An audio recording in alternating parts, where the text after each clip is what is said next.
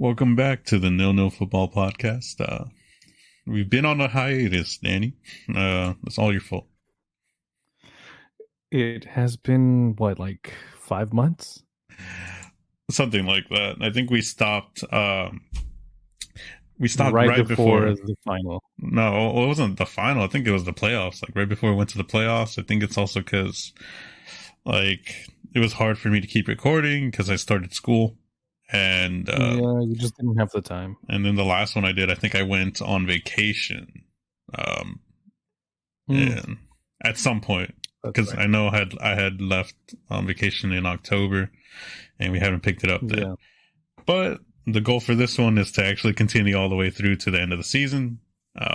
And well, we're very MLS based because that's our local league, but I kind of want to focus a lot on other leagues as well. Mainly Premier League, since we watch that the most. We're going to be trying some different things. I'm officially going to call this season 2 of our podcast. Regardless of what everything that we recorded was season 1. Oh yeah, but regardless, I also don't want to keep redoing the numbers every time we have to make a graphic or a thumbnail for the podcast. So I'd rather just go at a 2. We could just keep using the same ones over and over. Yes. All right. So we're gonna call this episode 0. We already talked about that before I turned the recording on. All right. Best episode. So Danny, let's see. Let's start off with our favorite league in the world. Let's just recap some quick MLS action. Huh? All right. All right. So the bulk of the games were played on Saturday. Any matches besides the LAFC one that you watched? What was it? Cincinnati and Seattle. Oh yeah, we were both watching that, and then we both were watching Austin versus Real Salt Lake, right? Yes. For a bit. I think I also saw some of the Portland St. Louis one. I didn't see much of that at all. Yeah, I saw some of that one. Yeah. All right. Let's see. So Seattle versus Cincinnati. I mean, Cincinnati was able to hold on to the 1-0 win despite being down a man. And Seattle just never looked like they could break through the defense. I mean, props to Cincinnati for being able to hold that together. They're starting to look like one of the strong contenders this season, Cincinnati. Yeah, honestly, from the two, from when I was watching, Cincinnati just looked way more put together. Their chemistry was actually working from the beginning of the game, and the only thing that really tended to break their flow was the reffing. I think that the reffing was kind of awful in their match. Yeah, I mean, unfortunately, from what I remember, you were saying that Seattle was flopping a lot. Mm-hmm. There was a lot of flopping by Seattle, but it was believable enough by the ref to actually buy it and give them free kicks for those. Do you think that red card was, I didn't see this part of the game. Did you witness what caused the red card? No, I actually stepped away at that time, so I didn't even get to see the red card. When I came back, it was already, I think, 1-0, and the red card had already happened. So it was already almost towards the end of the game. I see. Seattle, however, I mean, despite this loss, they still have 2 wins and 1 loss. They're looking like, just based on the short 3-game run, that they seem to be back to what they used to be. I mean, they're going to be up against LAFC next, so we'll see how they do against, better opposition. I mean, Cincinnati's good. It's good, but yeah, but they're doing better than how they finished the season. But I want to say that they kind of more or less began last season the same way, and it wasn't until the other tournaments that began that they started going downhill. Yep. So I mean, they might be okay for now. We just have to see what's going to happen to them once they start taking part in other tournaments. Yeah, I mean, they put all their eggs in the basket to try to win the CCL, and well, I mean, And they did. They ended up winning it against Puma's team that just, I guess, has been the laughing stock of Mexico ever since they lost, because that's the first time that MLS has won the Conga Champions, and MLS fans, or I mean, Liga MX fans were salty that Pumas was the one to let them have it. So, I mean, the thing is that for Seattle, I would have thought after you win something like that, something historic like that, you'd come into the league with so much more hunger to want to not just win the CCL, but also win MLS Cup, Supporter Shield, all that. But it seemed to have the complete opposite effect. They just could never recover from the exhaustion of that tournament, I'm guessing. Yeah. I don't think so either. Like, once the bad run of form was started, it almost seemed like they couldn't turn it around. And they kind of, I think that, I mean, they ended up missing the playoffs along with Portland. The first time those two teams, in a while, if ever, because I think Seattle had a record of being in every single playoff run since it got put in the league. But yeah, they were focused on CCL. They won it. They didn't really show up when the tournament actually happened because they lost their first game and they were out just as quickly as they got in, right? But I mean, they get to take that credit as being the first MLS team to win it, so good for them. But it looks like they're back. I mean, I think we're going to have to give it a little bit more time to see how consistent they're going to be, but old Seattle was pretty much dominating every game, more or less. Like, there was a couple of losses here and there, but most of the time they were winning them. All right. I'd say that in this game with Cincinnati, they kind of seemed like last season's Seattle. Yeah. Like a lot of things for them were just not connecting. I see. I mean, but so far, 3 games in, I've seen third on the table. I've seen a couple of Cincinnati games so far, and I'm really impressed with how dynamic they are going forward. I mean, Lucho Acosta seems to be running that whole team. Like, everything goes through him, and just the creative plays that he generates is, exciting to watch. He reminds me of Vela for our team in like 2019. And Vasquez is always a threat.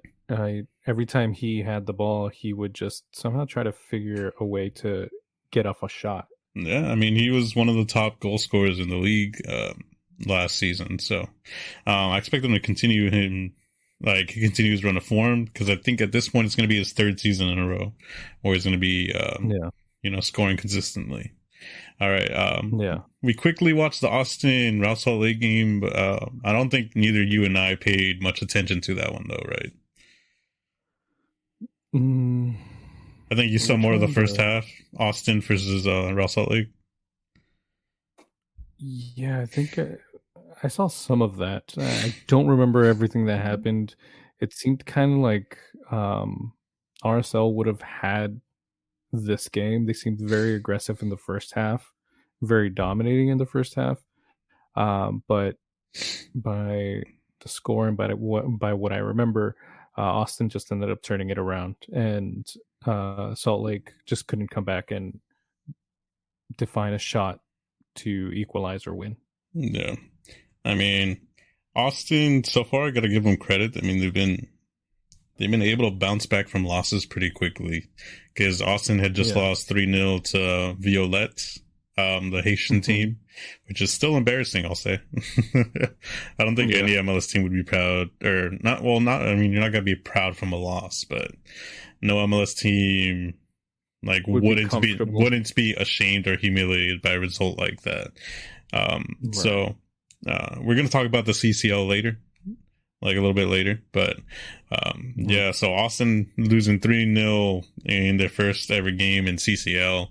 They end up winning 2-1 against Real Salt Lake. So it seems like, the bad form isn't consistent, but neither is the good form. They're kind of like up and down so far. So I think we still need a couple more games. Trying to find rhythm. Yeah, because remember last season, Austin started off with like 4-0 win, a 5-0 win, like a bunch of high-scoring games that kind of got their momentum going early. This season seems to be a little bit more of a challenge for them.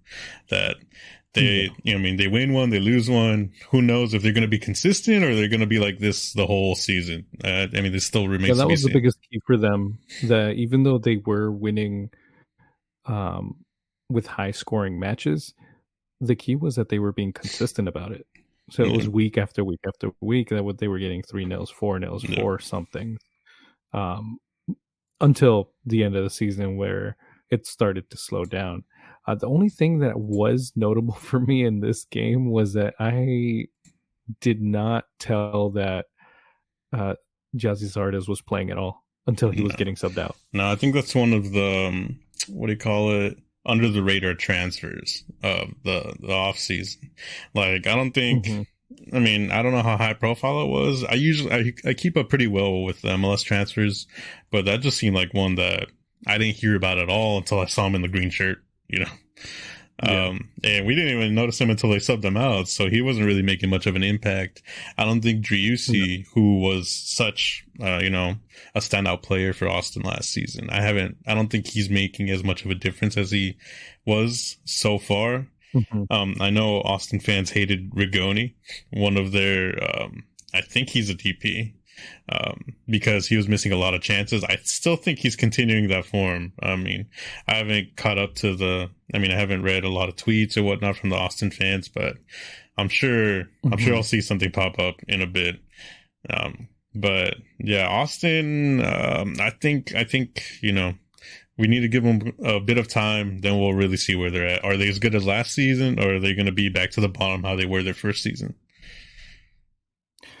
I feel like it's going to be a little mixed bag of both. Like you said, they're very inconsistent so far within these 3 games at the beginning. So this could be their consistency for this season, just being inconsistent. But that is still to be seen. I mean, 3 games is too early to tell. I think if we give it the next 2 games, maybe if they get 2 wins, or if they get another loss, maybe we'll be able to tell a bit better. But I feel like they're going to be more or less the same, maybe a little bit under what they did last season. And because a lot of their players are still very committed when they're on the field.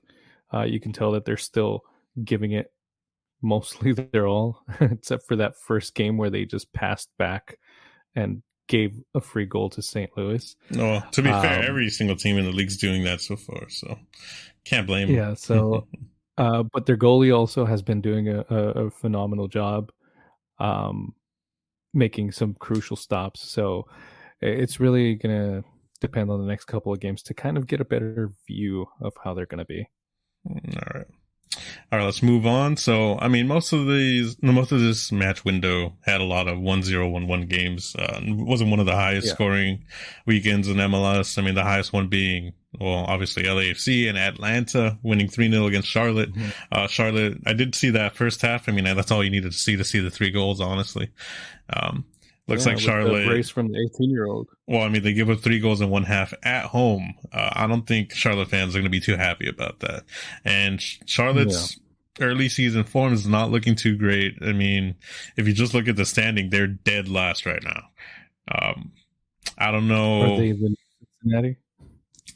I don't want them to be, but so far, nothing productive has been happening over there yet.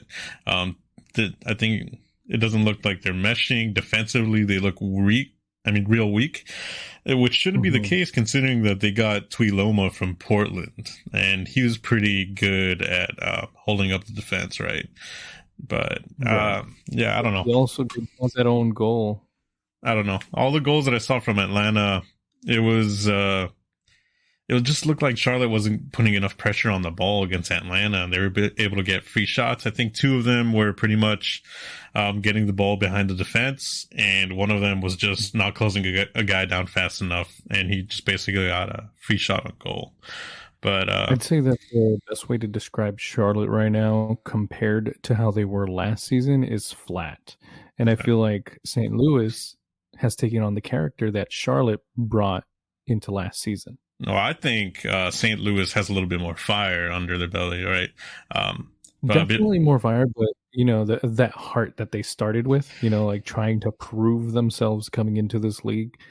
Charlotte had that through parts of last season.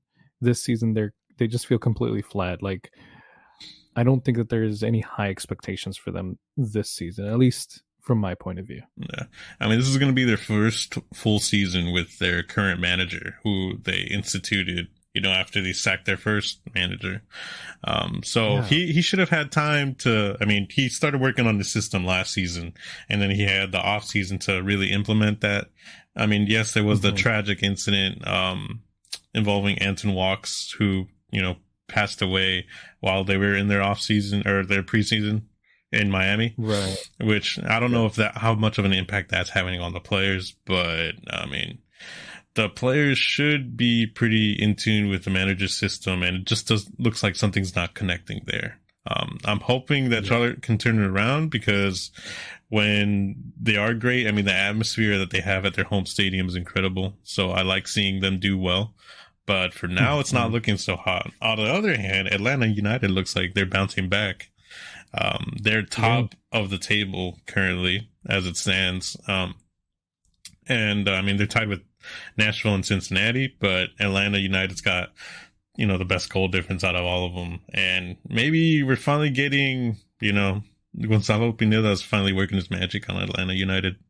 I mean, they had a lot of drama the last couple years, especially there was a huge saga between Gonzalo Pineda and Joseph Martinez that happened midway through last season, where they were fighting, and then Joseph basically called out all his teammates for not trying hard enough, and then Gonzalo Pineda benched him, and then finally, I mean, it ended with pretty much them kicking Joseph Martinez out, and he ended up going to Inter Miami.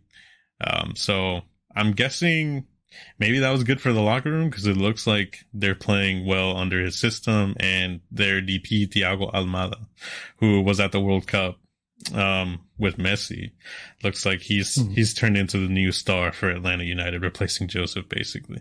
Not the same position, but he's the new man there now. Everything goes through him. He provides all the assists. He's dangerous on set pieces. He's a player now. Pretty much.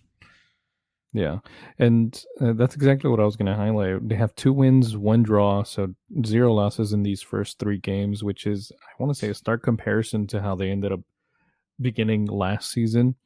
And was last season Gonzalo's first season as the coach? No, I think technically he had a bit of the season before that. Last season was his first full season, and then this one. Okay. Yeah. Yeah, so like based on how everything was going last season, you could have probably imagine him getting the boot at some point. Yeah. And I mean, that's what I was going to say. I was surprised that he lasted, or the team lasted with him this long, considering how big of a team Atlanta United is. I'm kind of happy they did, though, because it looks like it's paying off, right? Yeah, and so far this result, like in case any of that last season spilled over onto this season, it kind of is extending his tenure there so far. But like you said, maybe his magic is finally starting to come onto the team, and the team's finally performing the way he wants them to, not the way that Joseph Martinez and himself's saga was making it to be last season. Yeah, I mean, it's still too early to tell. I mean, we're seeing good signs there. We're seeing some flickers of hope that maybe Atlanta United is back to what they used to be. But, I mean, a lot of things can happen. There's 34 games in this season, and we've seen plenty of teams start off strong and end up toward the bottom of the table when the season's done, right? I mean, let's wait a couple more games and reevaluate how they're doing. But, I mean, so far, good job. They seem like they're back to where they want to be. And, I mean, the best thing is establishing that form, and it looks like they're doing it. So hopefully they can continue winning, because, I mean, it's always better when there's more good teams in the league. And as an LAFC fan, everybody says that we're running away with it, that we're too good for the league, and it's hard for other teams to compete. But one of my favorite seasons was the 2019 season, and there was plenty of good teams that year, especially Atlanta United being one of them. And that always gave us some really great games.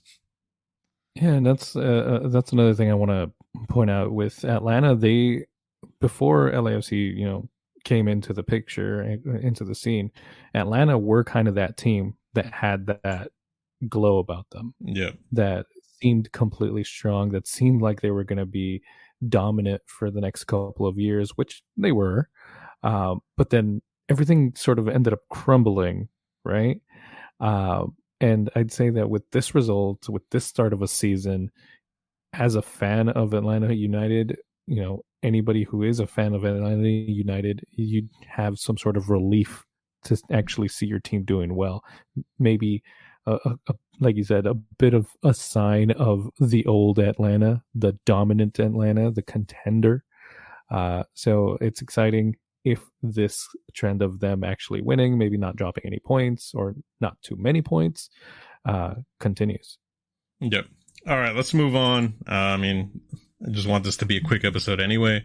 Let's go to the LAFC New England game. So, guaranteed we did watch that game. Yeah. I thought, this is what a game. Were your thoughts on it? This is a game where we're going to test our depth, right? It was going to be seen whether Cherundolo was going to start his 100% starting, lineup against New England, and then use the rotation squad for the return leg of the Conca Champions game against Alajuelense. But it looks like he rested the players for this one. So in order to play full strength for the CCL, I don't think he wants to take any chances for there being a comeback whatsoever. I think he'd rather just finish them off with a full strength squad. So he ended up rotating 4 or 5 players. He took Vela out. He took, who else was out? He took Sifu out. He took Chiellini out, who's basically a starter. He took Hollingshead out. And then the rest of that was just, depth players. So you had Stipe Buke, replacing Vela, Poku starting. I think it's good for him to keep starting every game just cause, I don't think he's, Boanga. But I think Opoku, there was a time last season where as soon as he scored one, he just kept scoring every game, right? Yeah, the thing about Opoku, even though he doesn't score every game, I love his energy, and I feel like he's at the moment what Blessing used to be when he was with us at the start. Yeah. That battery that would just run and pressure everybody. So I feel like he is that right now. So kind of playing a dual role with that pressure and trying to win balls back, and at the same time being a striker up front. Yeah. But I don't know if you noticed this, but for me, I felt like he felt very free. At least the way he looked that he was playing, he felt very free and relaxed.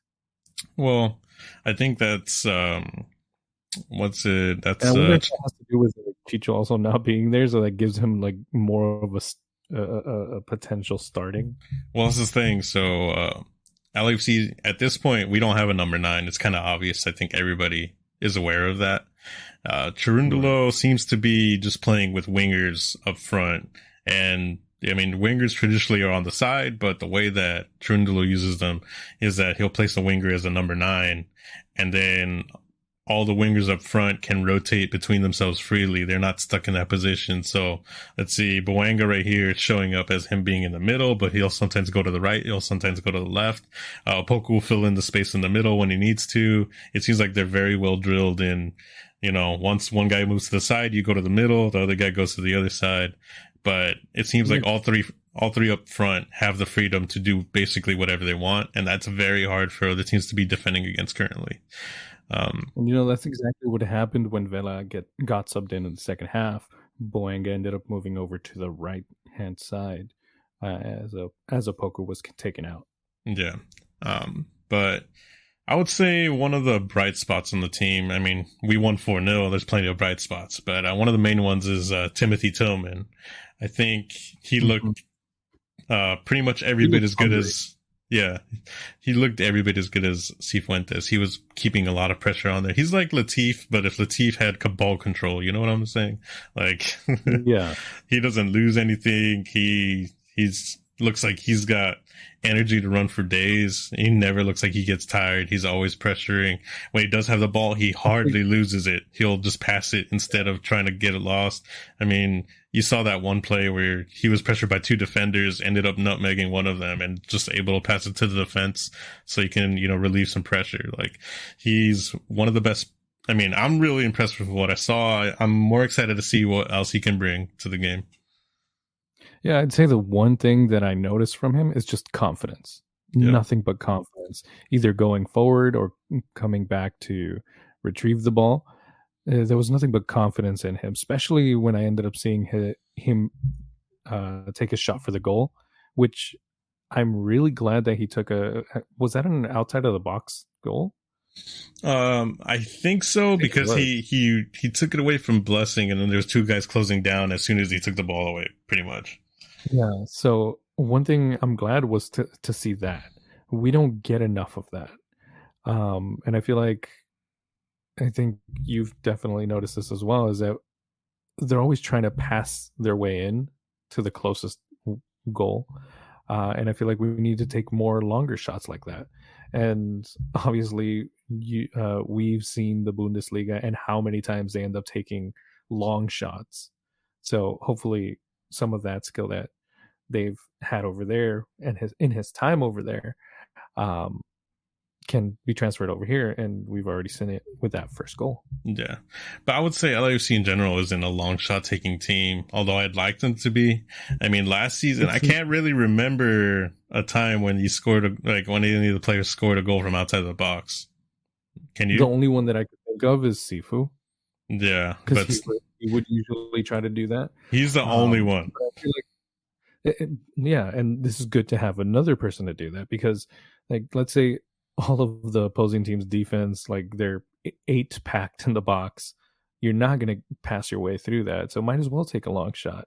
So yeah, even though we're not a team that does long shots a lot of the times, it's good to have that kind of ability, that kind of skill in your arsenal in case you need it, like yesterday. Yep. But one of the brightest spots on the team right now currently being Denny Bouanga, scoring 2 goals and getting an assist in this game. In his last 2 games, he's got 5 goals, pretty much. Looks like, we were going to miss Chicho for the amount of goals that he brings, but looks like Denny found his shooting boots, and he seems to be scoring pretty consistently now, which I'm pretty happy. That wasn't the case last season. Yeah, he's really feeling himself, and he seems to have hit the ground running when it came to beginning this season. Yeah. Another thing I want to say, Stipe Buke got the start, one of the young players that we signed in the off season from Croatia. A lot of big teams are following him around. He got his first goal off of a Denny Bouanga assist, which, I'm happy he got scoring. He looks like a really confident guy. Like, in certain cases where you think a young player would pass the ball to somebody more experienced to take the shot, he seems like he's a guy that he's like, no, I'm going to take the shot. I'm going to take the chance. If I score, I score. If not, oh, well, there's going to be another opportunity for me. Right. Like, I really like that about him. I kind of want to see him play a little bit more, just for him to develop that goal scoring instinct. I know he's got the pace, but I want to see, I want him to be what Brian Rodriguez couldn't. you know. Well, I think you could already see that again. The same description that I can feel from him that I feel from Tillman is confidence. Yep. And that's one of the major things that I'd say that Brian did not have. How many times did we see him do the exact same move? He wouldn't try anything else because that's the one thing he felt comfortable with. And Buick is doing the same thing as Bouanga and Opoku. They're switching around up front, and like you said, he's taking the shots. If he scores, he scores. If he misses, he misses. But he's gonna give it, a shot anyway. I'm glad to see that two of our new players did end up scoring. But I want to move towards the back of the lineup. What did you think of Aaron Long and Valencia? Well, Aaron Long, I mean, luckily with the way the LAFC plays, New England wasn't able to produce many chances. I think they had 4 shots just overall. So it's hard to see the defense shine, but technically that's a sign of the defense shining in itself, right? I think Aaron Long looked pretty solid. I mean, it's his first game. There was a couple of passes that he missed, but I kind of want to see him play a little bit more. I mean, Chiellini is, I love Chiellini to death at this point because he does everything perfectly. He knows what the correct decision to make on every single situation is. But, I mean, he's getting, a little bit later in age. I want to see Aaron Long take a couple more games and see how consistent he can be and how secure he can be at the back. Sergi Valencia, besides that, I don't think he was as dangerous as he looked when he came into the CCL match against Alajuelense, right? I kind of want to see him play more as well because he looks like he's got some pace. I mean, it looks like Ryan Hollingshead's going to be injured for a bit, so I think he's probably going to take his spot for now. Oh, wait, Hollingshead got injured? Yeah, because I don't know if you remember, there was a play where he jumped and then I think it was Boateng on the other team ended up going underneath him and causing him to flip over in the air, and he landed on his back. And from what I heard, pretty much Ryan Hollingshead was coughing up blood, but he said it wasn't coming from his mouth, that he could feel it from his lungs. Okay, I was wondering because I did see him spitting out blood. I figured that maybe he bit himself or busted his lip or something, but that is concerning. Yeah, so far, I mean, we haven't received an update on what his current health status is, but I've heard a couple of fans around the league. There's speculation that it's like a broken rib or a collapsed lung or something like that. Oh God, that sounds terrible. Yeah, I mean, you can recover from both, so it's fine. But it doesn't sound comfortable at all. Terrible. Yeah, but I mean, that's pretty much giving the time for Sergi Valencia to step up and see what he can do. I mean, hopefully. I was going to say he was a low-key signing. Like, we really didn't know anything about him. I know that he played with Boanga at Saint Etienne at some point. Oh, and Boanga seemed like super happy to have him on the team. So I'm hoping he can deliver the same kind of, electrifying entertaining play that Boanga does, but, down the wing as a right back. Right. Yeah. Yeah, for me, they both seem pretty solid. Valencia seemed pretty solid. I just because I'm not too familiar with him or the way he looked at first, I didn't know who he was. I just saw him and it was kind of confused, like, who is this guy? But from the little bit I did see from him, I was happy with the way he played. With Aaron Long, I also did see some of his defending. I didn't see any of the missed passes that you mentioned, but I feel like he has presence when it comes to defending.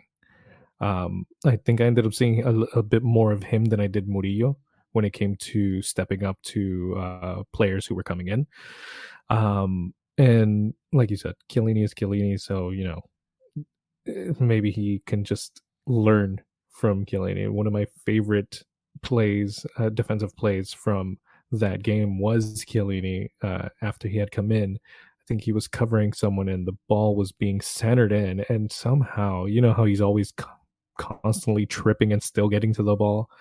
Well, he was doing that, and he kind of got spun around and somehow still ended up heading the ball out with the back of his head.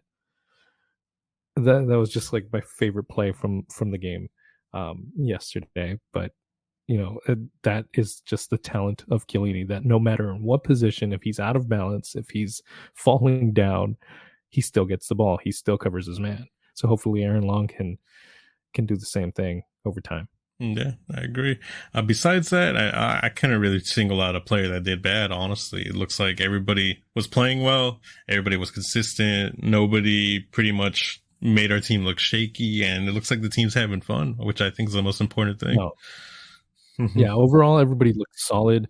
Even Chico Palacios, even though he was, I'd say he was more just staying back. I don't think I saw him much going forward. He was he seemed like just focusing on defense. But even from back there, he was having some good long ball passes that would get to their man. He still seems to be riding that groove that he left off of from last season. Yeah. Besides that, we got a debut for Nil Maldonado, who is, I think, a defender from Honduras that they seem very proud of. And they, I see a lot of Honduras fans being like, finally he's getting his start. We're excited for him. One of the best young players that they have. So I kind of want to see him. He's for Palencia. I think so. I think so. I saw him and I was so confused. I'm like, who is this guy? I've never seen him before. Yeah, no, he was one of the signings of the offseason. We made 5. He was one of them. But yeah. I've heard good things. So I kind of want to see him play some more as well. Maybe on one of those games where, we're not worried too much, or, we need to rotate the squad. I wouldn't mind seeing him in the back and see how, secure you can be as well.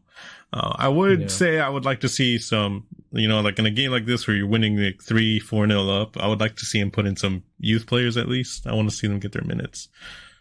Yeah, that'd be good.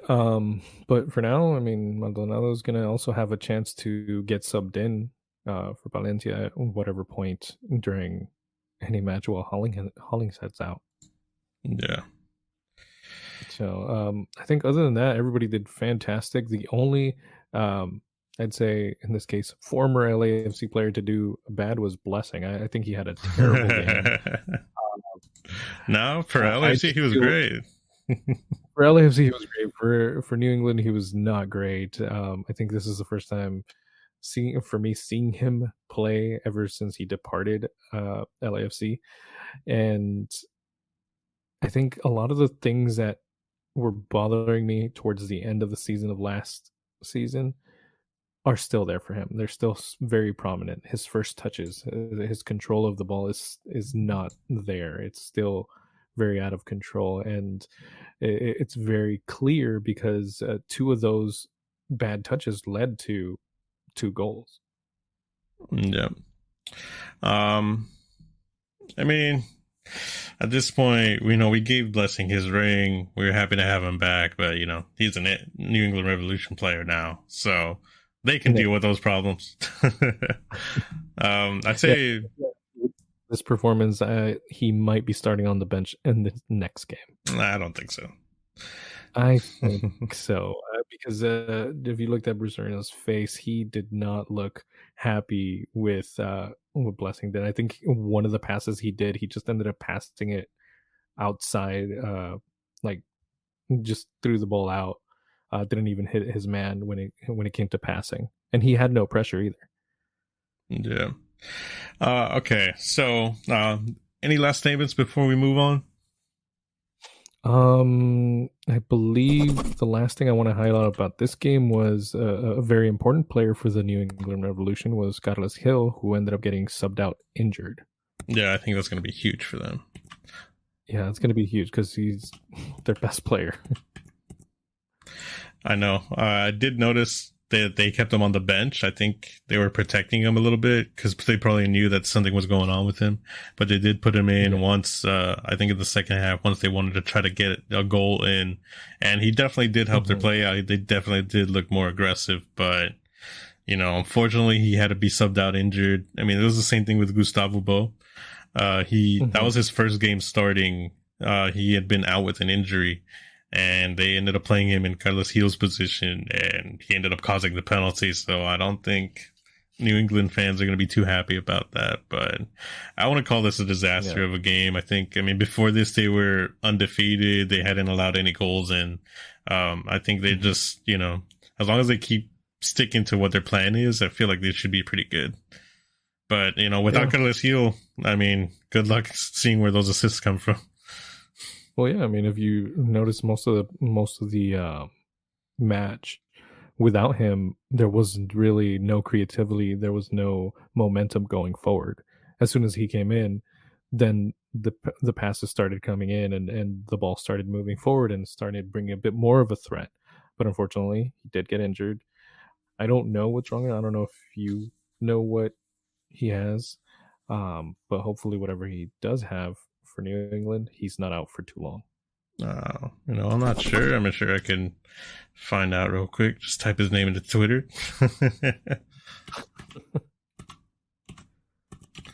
Let's see. Says he comes off. Seemed like maybe a hamstring thing. Because I think they mentioned something about him. I just saw the play where he looks like he got injured. He dropped the ball down and he was grabbing the back of his leg. It looks like a hamstring. Yeah, that's what I figured. Because he was able to walk out, but he was very visibly upset. Like he knew he's going to be out for quite a while. Yeah.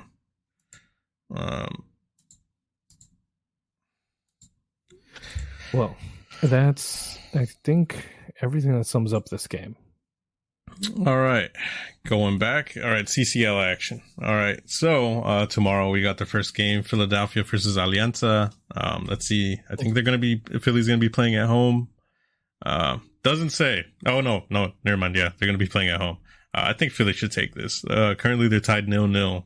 So on aggregate, I think Philly can win this with like a 2-0 win or a 2-1 win. I think that's what it's going to end up being. Yeah, I think that they should be able to close it out. Yeah.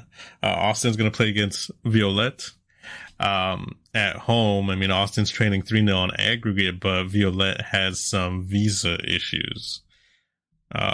So a couple of the players can't travel to Austin because they're struggling to get visas for the trip.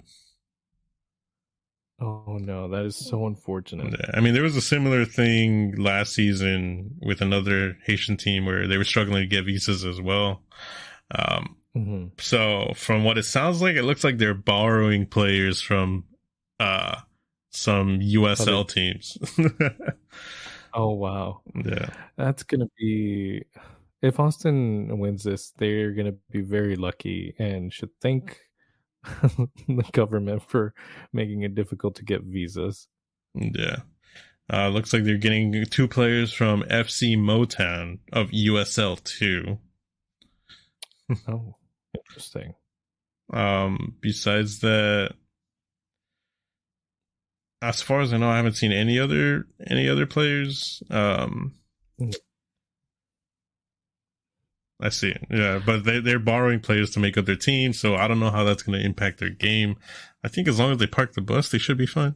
Yeah, I think that's probably what they're going to have to focus on. What about Atlas versus Olympia? Yeah, I mean, Atlas is going home. Yeah. I think like everybody agrees on that.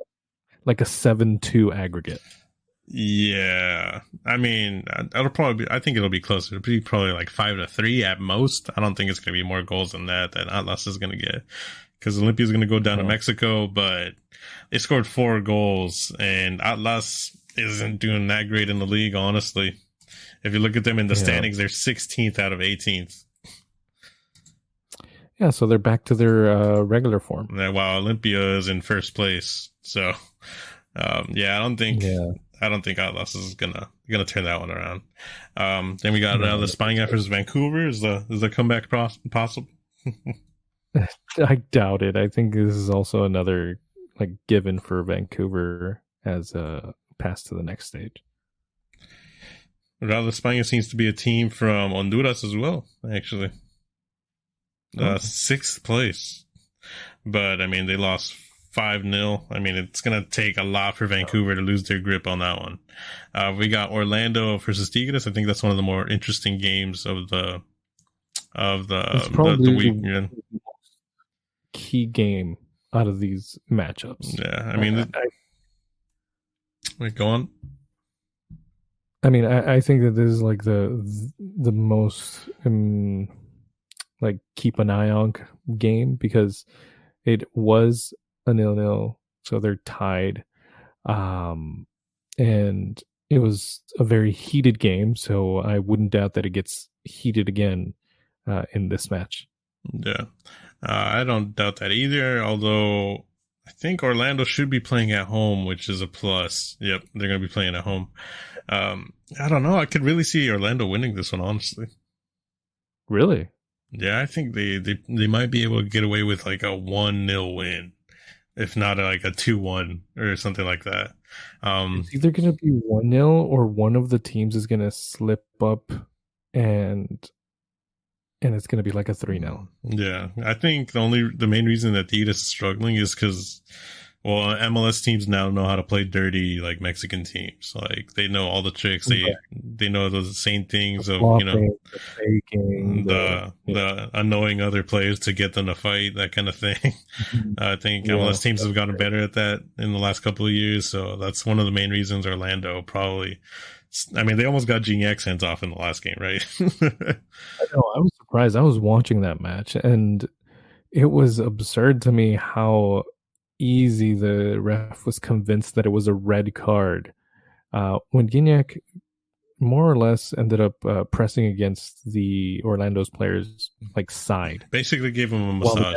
Pretty much. You know how like cats get on you and they just start like doing that whole claw thing to your clothes? Yeah, I mean, you're the cat person, you should know. That's what it looked like to me. Yeah. I mean, yeah, I don't know. But what, you think Hiatus is going to win this one or what? No, I kind of have a feeling that Orlando's actually going to come out on top. Yeah, I've seen like, some. Like what you said, like maybe a 1-0 sneaky victory over them. Yeah, I've seen some people say the same thing in Mexico too. It'd be huge if Orlando comes out with this win, because then like that's one of the biggest teams in the competition out, basically. Right. So it's going to be exciting to see. We're going to check that game out for sure on Wednesday. Then we move on to LAFC for Alajuelense. The question is, I mean, we feel pretty confident that we're going to win this one. We're going to be playing at home in front of our fans.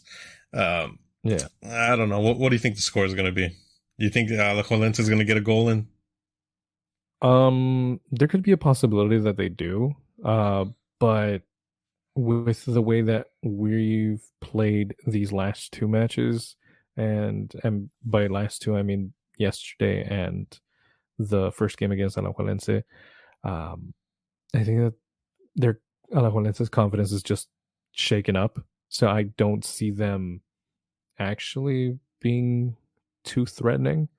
So if anything, we might end up seeing what we saw yesterday. Yeah. You know, a couple of combination goals and maybe get lucky with another Boenga hat trick. Yeah, I sure hope so. So, I mean, obviously we're going to be watching that match as well.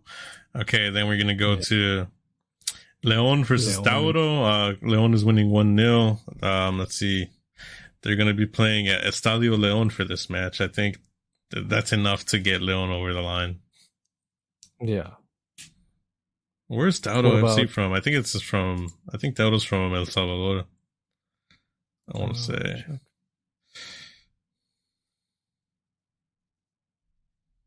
I have no idea where they're from, honestly. I don't know. It's hard to tell. I think they're from El Salvador, though. I don't know what LPF league is. I know, right? It's like, at least give me a bit more context other than just a couple of letters in the league. Yeah. No. Well, regardless of where they're from, I feel like León is going to win, especially if they're at home. What about Pachuca and Motagua? They are also tied. Yeah. I think Motagua gave Pachuca a little bit more complications that they were expecting, but Pachuca is one of the better teams in Liga MX, so I think Pachuca should be able to pull out the win, although I wouldn't be surprised if Motagua pulled up an upset. But if Tigres and Pachuca end up exiting in the first round, I think an MLS team's going to win it, like the whole thing. I think if that happens, that's a huge statement towards Liga MX. I think that's an even bigger statement for Honduras. The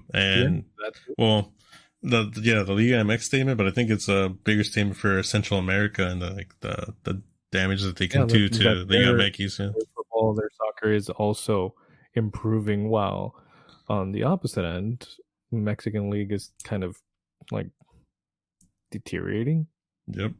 I mean, it's been like that for a bit, so we'll see. I mean, we're excited. This is like the first real Conca champions that I think, well, besides when LAFC had that run defeating all the Mexican teams back in 2020 during the pandemic, this is the first one with fans, like the first real Conca champions that we're gonna be able to experience, right? So, excited to watch those games. Looking forward to it. I think we're going to call it there, Danny. We'll talk about Premier League on the next episode, on the first official episode. Sounds good to me. Considering that both the teams are meh. Yeah, I know. All right. Anything else you want to say before we call it? No. Stay tuned, and we'll be uploading another episode later. Yeah, I mean, I'm glad to be back. I missed doing this podcast because me and Danny talk about, things outside of the podcast. We talk about all of this, but we just don't record it. Yeah, and I do miss uploading the episodes and having the conversations recorded so that I can always go back and see what our opinions were at the time. But catch us in that. How bad our picks were and our final standing tables are. Pretty much. I mean, in the next episode, we're going to review our predictions for last season in the MLS and how far off we were, because I ended up doing the math on that during our hiatus. But we should be back. We're going to try to be consistent. Please stay tuned. Make sure, to like our podcast, listen to it whenever it comes out. And I appreciate anybody that's still out there listening and who is waiting for us to come back. Right. The Portland listeners. Those two Portland fans, my favorite fan from Texas. Right. All right. Let's call it there. All right. See you guys on the next episode.